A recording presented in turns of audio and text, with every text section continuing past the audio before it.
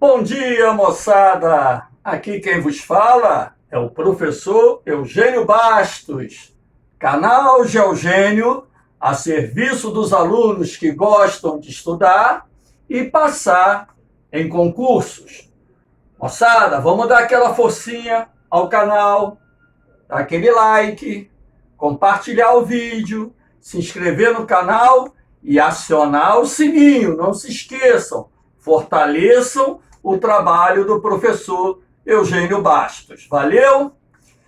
Moçada, hoje nós vamos falar sobre a questão da água. E o tema escolhido sobre a água envolve a sua distribuição no planeta e a questão da poluição dos recursos hídricos, ok? Então, a princípio, temos aqui um gráfico mostrando para vocês que a maior parte da água existente no planeta, representada aqui pela cor laranja, é água salgada. Ou seja, 97,5% de toda a água existente no planeta é salgada. A parte amarelinha, representada lá em cima, corresponde à água doce existente na Terra. Ok, moçada? Então, essa legenda aqui acabou até sendo errada, porque era para ter ficado laranja. Aqui nós temos a distribuição da água doce no mundo. Apesar de boa parte da superfície do planeta ser coberta pela água, essa água é imprópria para o consumo, a água salgada, tá certo? Então, a água doce que pode ser utilizada naturalmente para o consumo está assim distribuída.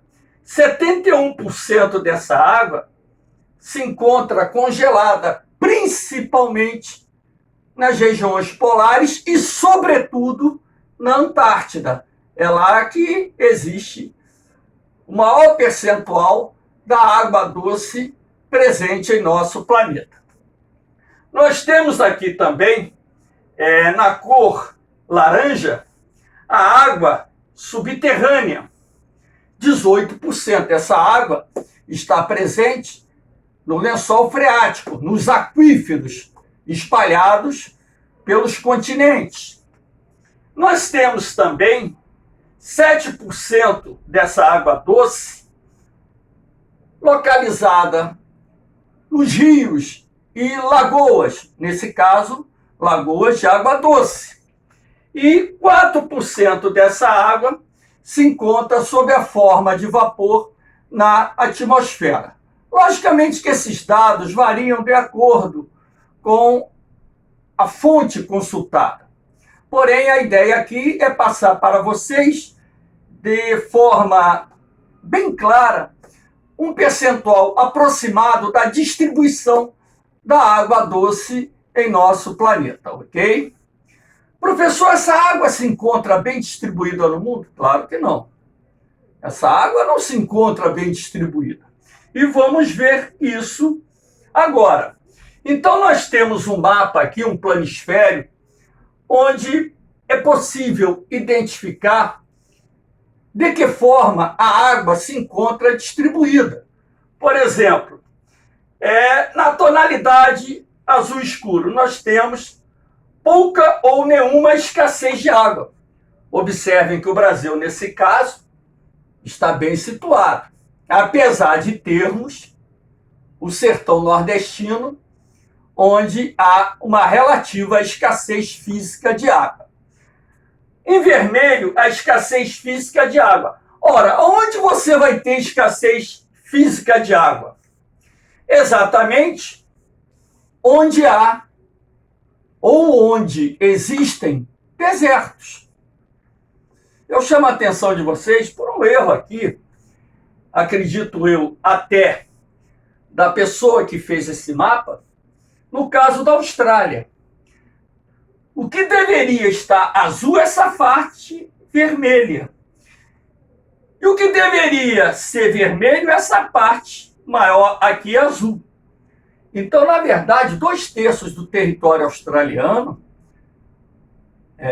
formado por desertos e regiões semiáridas. Então, no caso aqui da Austrália, houve um erro da pessoa que elaborou esse mapa.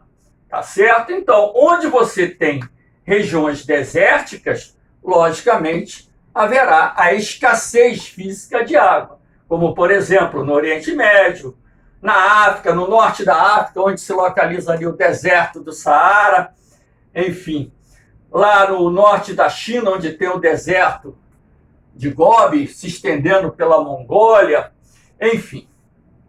E nós temos também as áreas não avaliadas, que estão aqui representadas em cinza, mas que, em sua maioria, estão em áreas de baixa concentração populacional, ou em função do clima frio, ou em função do clima desértico. Nós temos as áreas de escassez econômica de água. Quando se fala escassez econômica de água, é porque são países muito pobres, onde quase toda a água disponibilizada para a população, ela não é tratada. Você não tem um sistema de distribuição, tratamento e distribuição de água regular para atender a maior parte da população. Daí se fala a escassez econômica de água. E próximo da escassez física de água, as partes laranjas, que são regiões normalmente dominadas por climas semiáridos, ok? Então, aqui nós fizemos uma abordagem sobre a questão da distribuição da água no mundo e também a distribuição da água no que diz respeito ao percentual de água salgada e água doce existente em nosso planeta. Aqui nós temos a utilização da água de uma forma aproximada.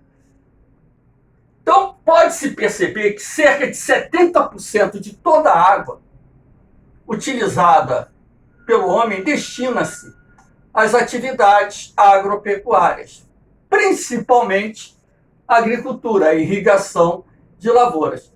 Logicamente que esse percentual vai variar de país para país, mas aqui no caso do Brasil fica nesse patamar de 70% mesmo, assim como se estabelece dentro de um parâmetro médio mundial, ok? Cerca de 22% da água destina-se ao setor industrial, que é um segmento que também absorve muita água. E para consumo doméstico, nós temos aí cerca de 8% da água utilizada pelo homem. Isso aí, inclusive, também já foi abordado até mesmo em provas do Enem e outros tipos de concursos. Aqui nós temos a questão da poluição da água. Um dos elementos responsáveis pela poluição da água é justamente a falta de saneamento básico, sobretudo nos países de menor desenvolvimento, onde boa parte do esgoto gerado nas cidades acaba sendo lançado de forma in natura nos rios, córregos, canais, poluindo a água. E, logicamente, a poluição por esgoto, ela gera problemas de saúde quando as pessoas têm contato com essa água contaminada, ok? Outro elemento responsável pela poluição é o lançamento de efluentes industriais. Aqui nós temos uma tubulação despejando efluentes industriais num curso d'água, onde você pode perceber até a espuma gerada por esse despejo. Dentro da categoria dos efluentes industriais, nós destacamos os metais pesados, que também são muito perigosos quando não só consumidos por nós, como também por outros animais. Uma outra fonte de poluição é o despejo do lixo doméstico em rios, córregos, canais. Até mesmo esse lixo que se joga na rua, por ocasião de chuvas moderadas a fortes, a água transporta parte desse lixo para as galerias de águas pluviais e daí esse lixo acaba ingressando num córrego, num canal, no rio, que irá desaguar numa lagoa, numa baía, no mar, poluindo a água. Nós temos essa imagem aqui, que é da cidade do Rio de Janeiro, ao fundo da Baía da Guanabara, onde pode-se perceber um cidadão caminhando e a área litorânea coberta de lixo. É uma das imagens mais tristes da zona costeira da Baía da Guanabara que nós temos na cidade maravilhosa, como é conhecida a cidade do Rio de Janeiro. Esse problema se estende não só exclusivamente aqui pelo Brasil, como também em outros países do mundo. Hoje, inclusive, nos oceanos, existem, entre aspas, as chamadas ilhas flutuantes de lixo, que nós vamos fazer uma menção daqui a pouco.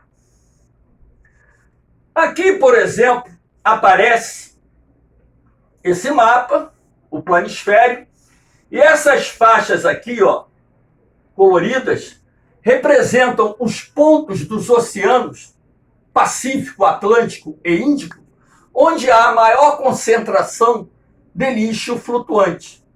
A maior concentração de todas é, sem dúvida nenhuma, essa que se encontra aqui no Oceano Pacífico, entre a América do Norte e o continente asiático. Uma área equivalente a 7 milhões de quilômetros quadrados, portanto, do tamanho aproximado da Austrália, hoje está coberta superficialmente por lixo flutuante.